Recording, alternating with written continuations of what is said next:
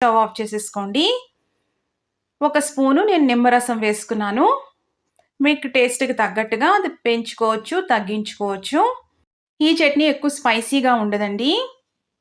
ఈ శనగపిండి వల్ల, ఆ నిమ్మరసం, అలాగే కొద్దిగా షుగర్ వల్ల మనకి అల్లం ఘాటు, పచ్చిమిర్చి ఘాటు కరెక్ట్‌గా ఫ్లేవర్స్ బ్యాలెన్స్ అయ్యి కమ్మగా ఉంటుంది ఈ చట్నీ. పిల్లలకి ఇది చాలా బావుంటుందండి. హెల్తీ కూడా.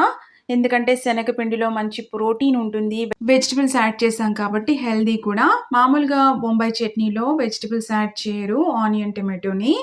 కానీ వెజిటబుల్స్ అనేది యాడ్ చేసుకుంటే మంచి టేస్ట్ ఉంటుంది. హెల్తీ కూడా. మార్నింగ్ బ్రేక్‌ఫాస్ట్‌లో ఇలాంటి చట్నీలు తీసుకోవడం వల్ల పిల్లలకైనా, పెద్దవాళ్ళకైనా చాలా మంచిదండి. వెజిటబుల్స్ మనం కన్జ్యూమ్ చేస్తాం మార్నింగే.